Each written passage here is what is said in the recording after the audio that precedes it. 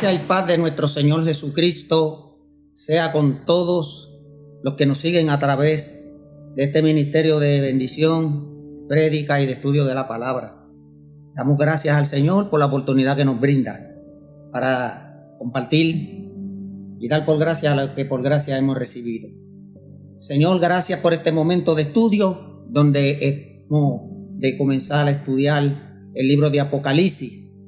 Gracias, Dios mío, por el momento que me brindas y la oportunidad de compartir con todos mis amados hermanos y amigos.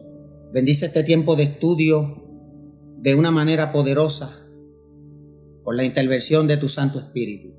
Gracias, Señor. Amén. En el estudio anterior habíamos iniciado con la primera parte del estudio y hoy continuamos.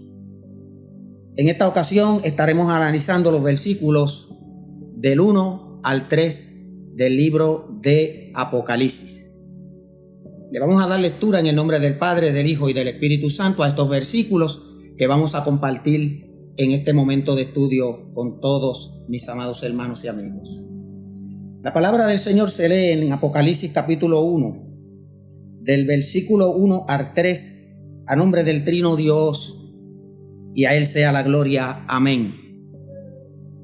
La revelación de Jesucristo que Dios le dio para manifestar a sus siervos las cosas que deben suceder pronto, y la declaró enviándola por medio de su ángel a su siervo Juan, que ha dado testimonio de la palabra de Dios y del testimonio de Jesucristo y de todas las cosas que ha visto. Bienaventurado el que lee y los que oyen las palabras de esta profecía y guardan las cosas en ella escritas, porque el tiempo está cerca.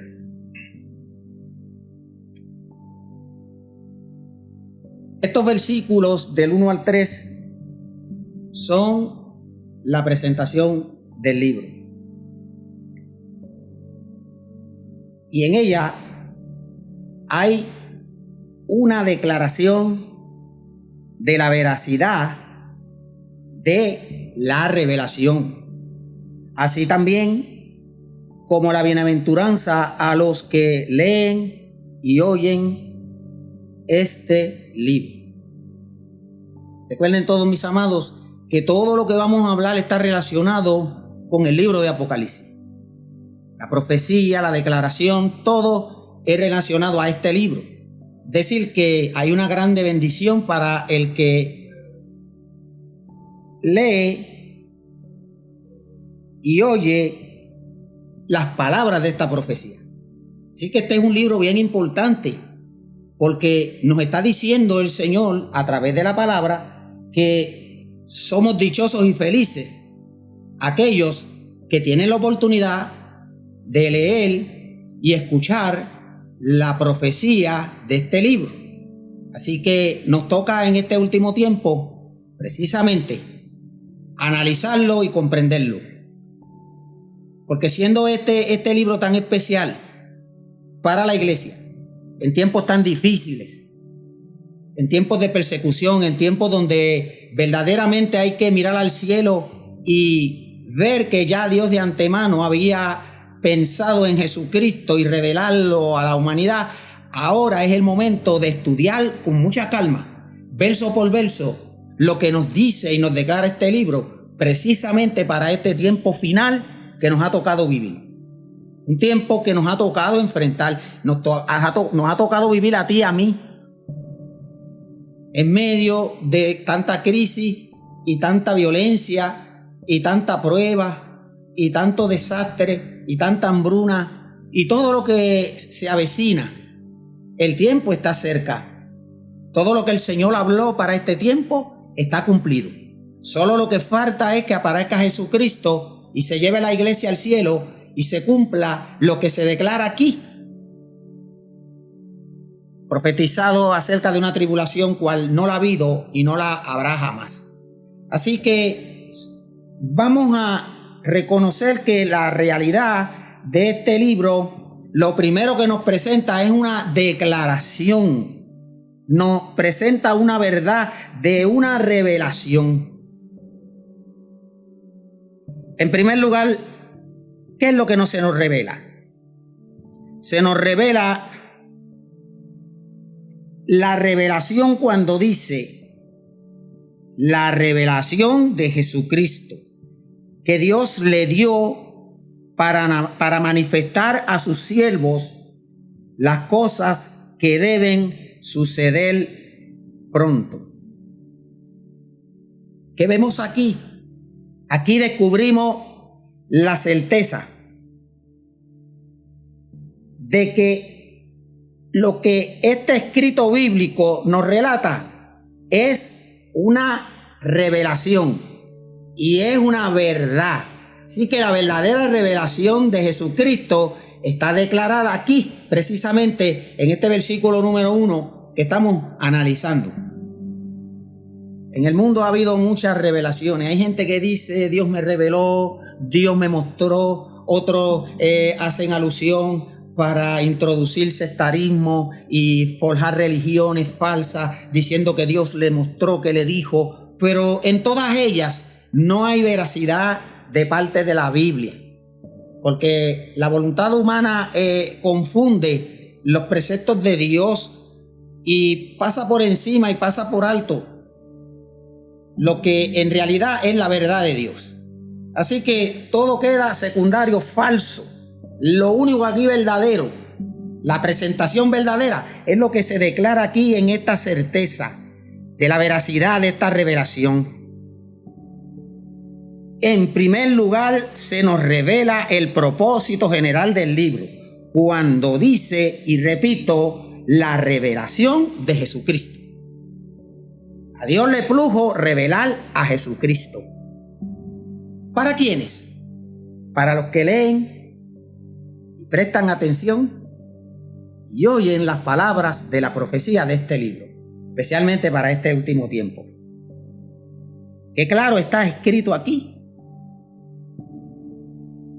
Dios revela a Jesucristo para manifestarnos a todos nosotros sus siervos las cosas que deben suceder pronto.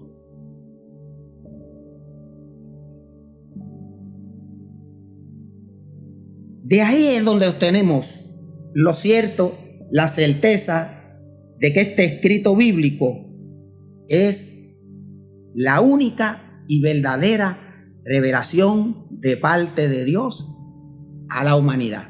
En este caso, esa humanidad en que todos los tiempos ha habido un discipulado fiel que ha cumplido con obedecer los mandamientos de esta palabra, y por ende el Señor no nos deja huérfanos de conocer el propósito de su verdad. Es una manifestación de la verdad acerca de Jesucristo el Señor, del cual el libro dice que es Rey de Reyes y Señor de Señores. Así que si vamos a hablar de revelación, la única y verdadera, ¿qué es verdadera? Es aquella que involucra a Jesucristo, el cual dijo: yo soy la verdad, yo soy el camino, la verdad y la vida. Y hablando de la verdad, de la veracidad de Dios, Jesucristo es el único que tiene la verdad absoluta. Por eso lo declaramos con gozo, con orgullo, con felicidad, porque esto se nos ha revelado a nosotros. Esta revelación es para todo el discipulado de todas las épocas, pero nos ha tocado a nosotros vivir el tiempo cercano, del cual refiere la palabra que todo está cerca, todo se ha cumplido. Y por ahí lo que se avecina y lo que estamos viendo es precisamente el tiempo de angustia que declaró el Señor para la humanidad. Quiero compartir un dato curioso con todos ustedes, y es que desde esta declaración entendemos que hay un error craso en llamar a este libro la revelación o el Apocalipsis de Juan. En realidad es la revelación de Jesucristo, lo que está relatando el verso 1. Sí que es importante reconocer este punto.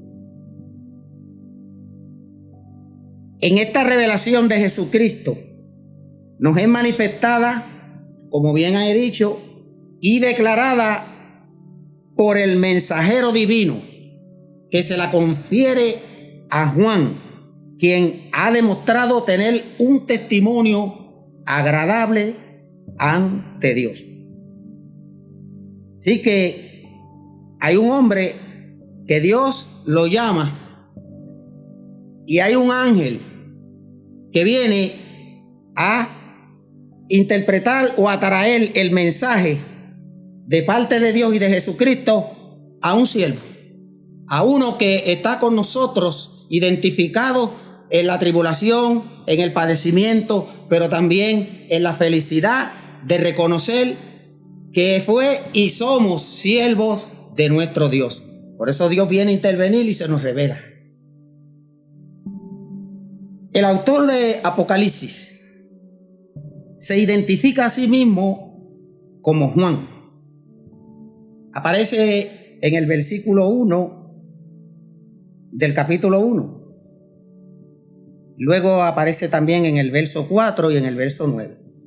Más adelante, en el capítulo 21 y versículo 2, también se identifica a sí mismo como Juan.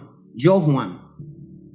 Y finalmente, en el versículo 8 del capítulo 22, también hace lo propio. Aquí hay un problema, y el problema estriba en determinar quién es este Juan. Algunos hacen referencia a que puede ser Juan el discípulo amado. Otros hacen referencia a Juan de Asia Menor. Y para cada una de estas hipótesis, pues habrán argumentos. Nosotros entendemos que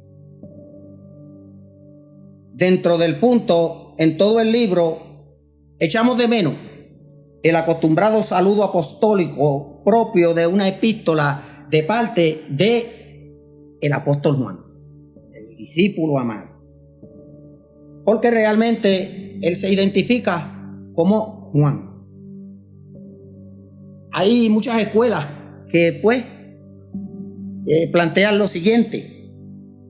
Dicen que aunque el autor no sostiene ser apóstol, sino que ya lo vemos que se identifica como siervo, y aunque ese autor no sostiene que es apóstol, pues pareciera improbable que cualquier otro líder cristiano del siglo I haya tenido la autoridad o haya estado asociado de tal manera tan estrechamente con las iglesias de Asia Menor como para referirse a sí mismo simplemente como Juan.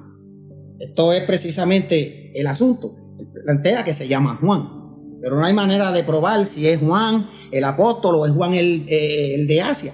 Simplemente hay que darle el lugar que es un siervo de Dios. Otros reconocen que existen diferencias de estilo y lenguaje entre el Evangelio y las cartas epistolares y Apocalipsis. O sea, que cuando analizan, pues ven que el lenguaje es distinto.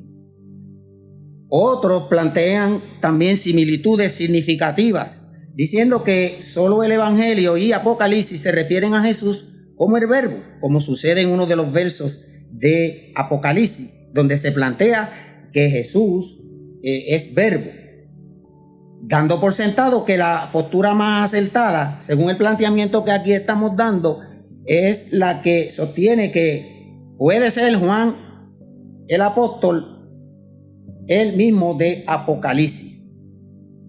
Pero viendo lo que en realidad analizamos, no podemos determinar quién de los dos es, porque simplemente a sí mismo se llama y se identifica como Juan. Pero sea el Juan de Asia, sea Juan el discípulo amado, no importa. Lo importante es que nuestro hermano tuvo la dicha de ser escogido de parte del Señor para revelar estas cosas que deben suceder pronto. Importante también señalar que aparte de la declaración de la revelación,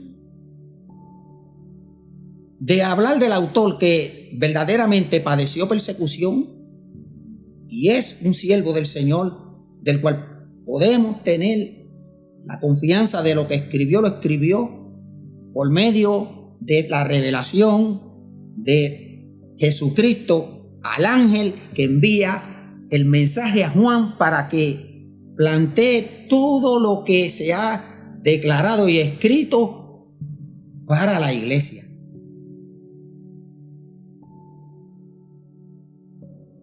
En el verso 3 hallamos una bienaventuranza.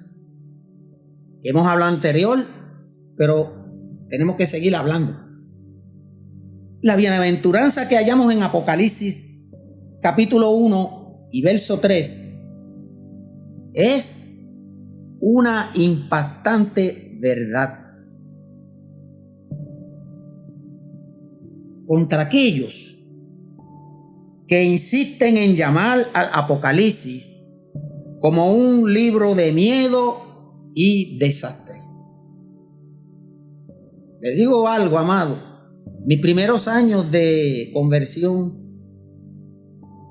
y lo digo a manera de testimonio, mis primeros años de conversión, cuando me convertí, ese era el estilo de presentar al Apocalipsis.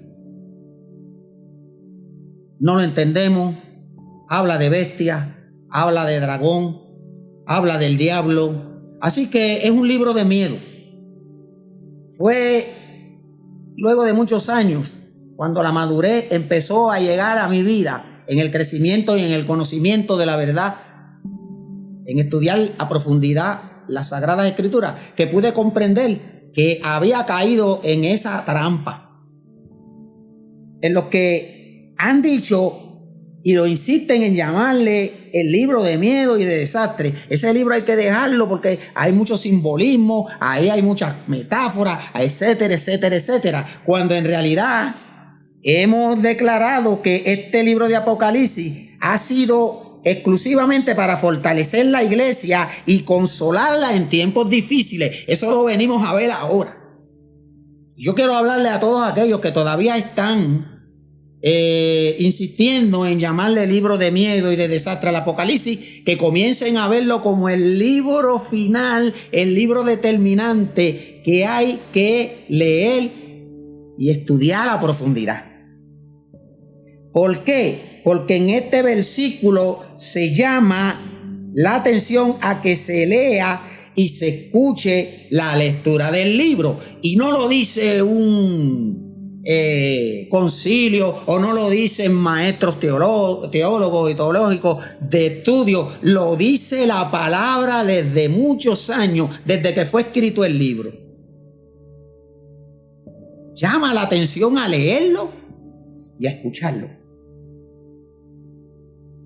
a escuchar la lectura del libro, a estar ahora en este tiempo que nosotros estamos analizando en esa posición de ubicación de bendición para entender esta palabra. Porque mire, el creyente que escudriña la Escritura, ese es el que tiene el conocimiento y no va a perecer.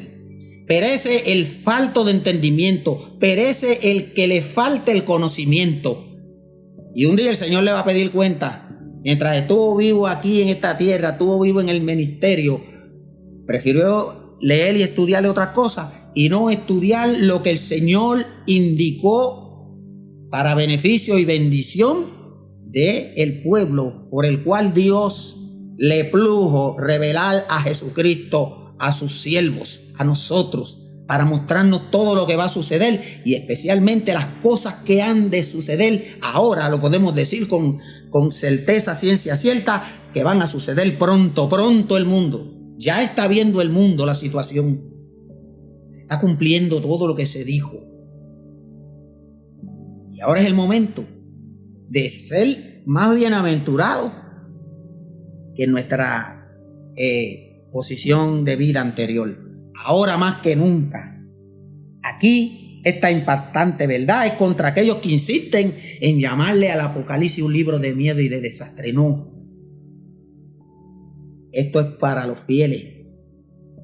El desastre y el miedo lo tendrán aquellos cuando vean las cosas que en él se han escrito, que suceden ahí, y ya sea tarde para muchos.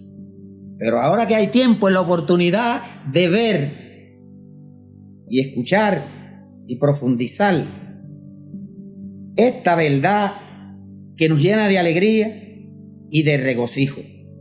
Por eso nos dicen bienaventurados cuando leemos y oímos las palabras de esta profecía, como plantea el versículo número 3.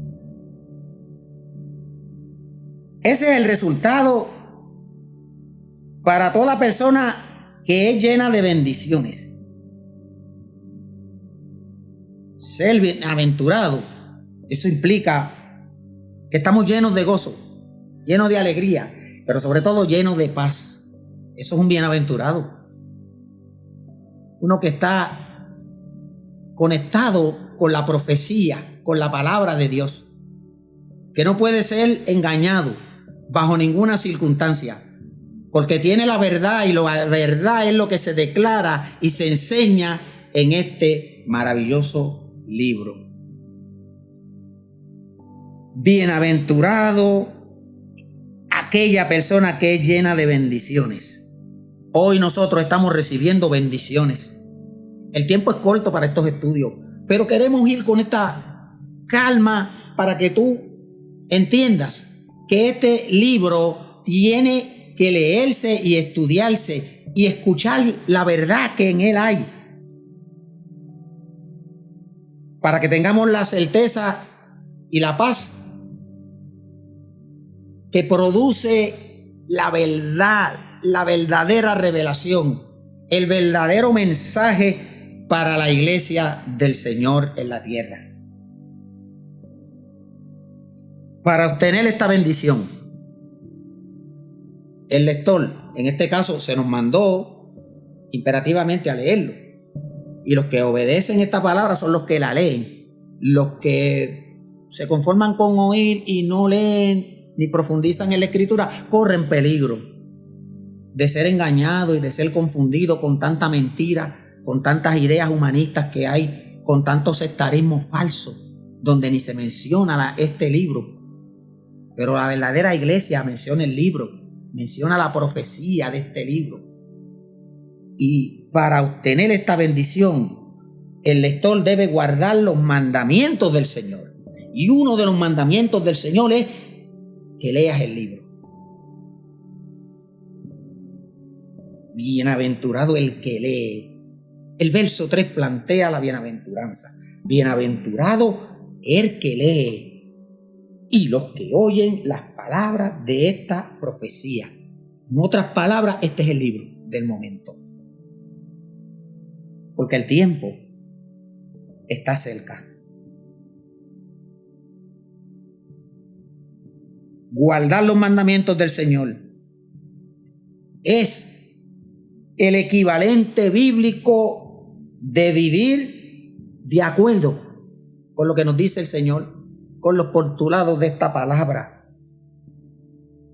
El obediente lee, aprende y obedece. Así que terminamos aquí esta parte de este estudio. En el próximo estudio comenzaremos analizando los versículos del 4 al 8 en el próximo estudio. No te lo pierdas. Quiero que me acompañes en estos periodos de media hora de estudio para bendición. Una vez concluyamos, estos estudios quedarán grabados para beneficio y bendición de la iglesia del Señor. La iglesia nuestra y la iglesia que está allende de los mares, que nos escucha.